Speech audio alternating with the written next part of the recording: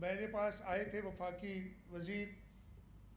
मैंने उनसे कहा कि जी हम आपकी मदद कर सकते हैं, ये ज़िम्मेदारी आपकी है, इसलिए ये बहुत बड़ा प्रोजेक्ट है। लेकिन जैसे मैंने कहा प्रोजेक्ट वफाक का है, करना उन्होंने है। होता क्या है कि पंजाब से जब लोग आते हैं सक्खर तक तो खुश खुश आते हैं, सक्खर जैसे ही क्रॉस करते हैं तो सिंध हुकूमत को गालियाँ देना शुरू कर देते हैं।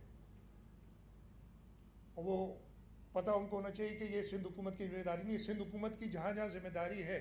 मैं ये बड़ा खुशी से बता रहा हूँ आपको कि हमारे सारे इंटर डिस्ट्रिक्ट रोड्स, और आप जाके देख सकते हैं, वो पंजाब के किसी भी इंटर डिस्ट्रिक्ट रोड या किसी और सूबे के इंटर डिस्ट्रिक्ट रोड से बेहतर है।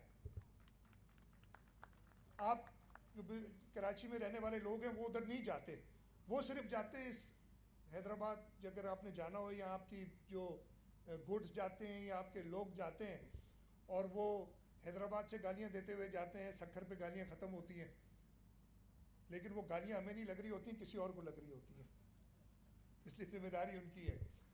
तो मैं दरख्वास्त करूँगा वफाक से कि हमारी मदद चाहिए, तो हमारा पब्लिक प्राइवेट पार्टनरशिप यूनिट भी हाजिर है, हम उसको स्ट्रक्चर कर सकते हैं, लेकिन उसमें वफाक की बहुत शदीद मदद की ज़रूरत होगी। पैसों की इतनी ज़रूरत नहीं होगी, उनकी विल की ज़रूरत होगी जो उनके पास मैं मिसिंग देख रहा हूँ। इसलिए कि एक और रोड, मैं नाम नहीं लूँगा, उसके लिए तो बड़े एक्टिव हैं, बार बार एक्निक में ले आते हैं, और हम यही कहते हैं कि पहले आप सक्खर से हैदराबाद रोड बनाएं, फिर आप बाकी इंटर डिस्ट्रिक्ट रोड्स वगैरह बनाएं जो सेकेंडरी रोड्स हैं, कि मेन जो आर्टरी है उसको आप कंप्लीट करें।